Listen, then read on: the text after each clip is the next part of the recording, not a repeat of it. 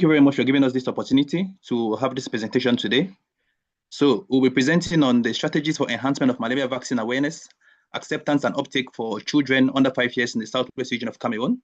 And this was actually a qualitative exploratory study. I am Anye Che Jude, a PhD candidate in the Department of Public Health, University of Bamenda in Cameroon.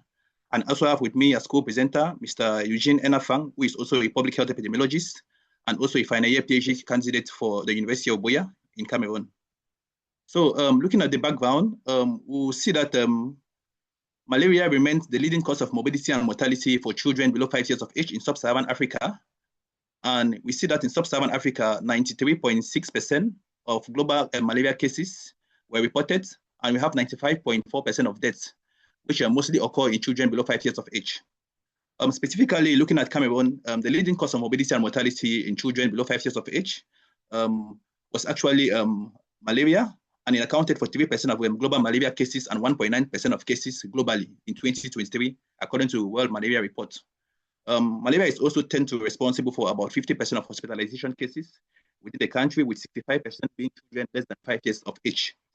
And we can also see that in the year 2020, 66.5% of cases reported were actually categorized as severe malaria, which is one of the targets of the IIRD malaria vaccine, which have actually been initiated in Cameroon. The IIRD malaria vaccine was actually introduced in Cameroon in January 2024. And in the South-West region, among the 21 health districts that are found in the region, 3 health districts were actually selected based on the burden of malaria within the particular community. And these 3 health districts that were actually selected were based on the burden of malaria, that is with regards to morbidity and mortality. That is according to Nzola and team 2024. Information on awareness, acceptance, as well as on malaria vaccine, which has just been piloted in these 3 health districts, actually remains suboptimal. Therefore, our main objective was actually to develop adaptive strategies that can help to enhance malaria vaccine awareness after assessment of awareness, acceptance, and uptake in this particular population.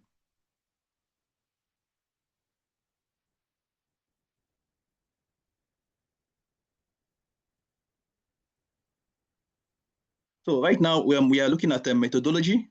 As we earlier said, the study was actually a qualitative exploratory study where we had focus group discussion guides.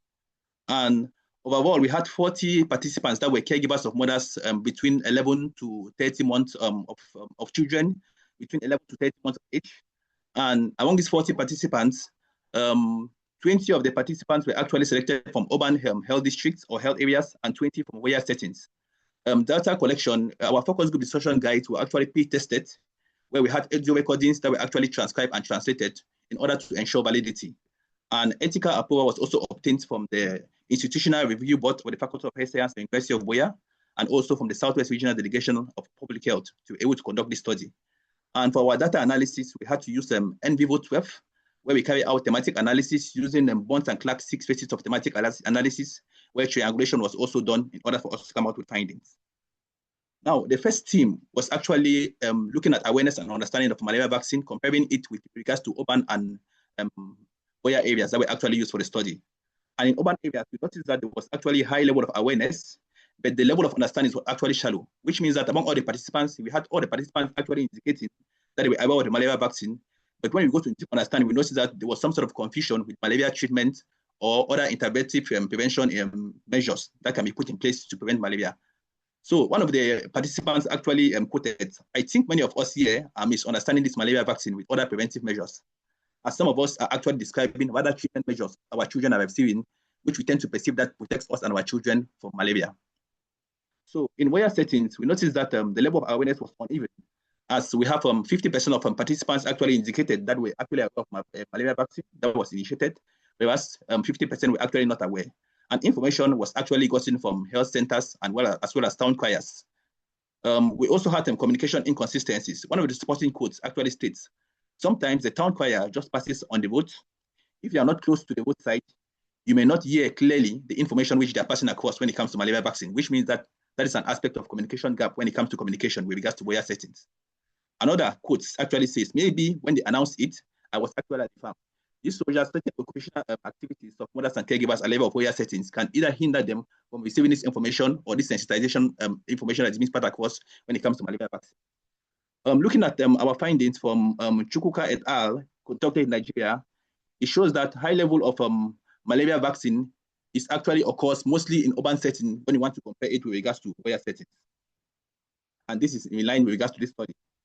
Now, the second thing, look at fear, misconception, and trust dynamics with regards to this malaria vaccine that was actually introduced. I noticed that fear was actually linked to COVID-19 vaccines as well as population control myths. As one of the supporting quotes actually states, some of us were afraid and missed doses because we thought it was the coronavirus which they wanted to inject into our babies. Another supporting quote states that we were afraid because we thought they wanted to reduce the population through the vaccine. That was coming from mothers and caregivers that were actually selected in urban setting. We also noticed that patriarchal norms tend to influence vaccine decision-making. As one of the supporting quotes actually states, we cannot take it if our husbands have not approved where the vaccine is actually coming from. And this was gotten both from rural as well as urban settings.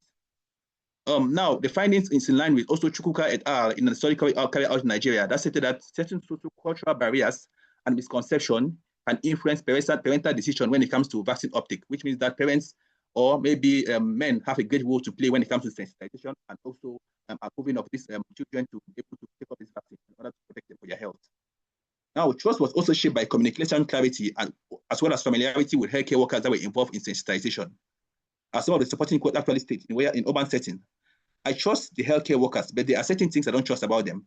They give more mosquito nets to their friends and families when we come for health clinics. This was actually stated by participants in urban setting, which means that this bias in distribution of certain materials can also influence decision-making for parents to turn out to the facilities for vaccination.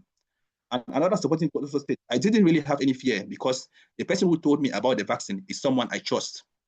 This shows that trust in healthcare workers has an essential role to play when it comes to awareness, acceptance, and uptake of this malaria vaccine. And it's also in line with a study carried out by Anye et al.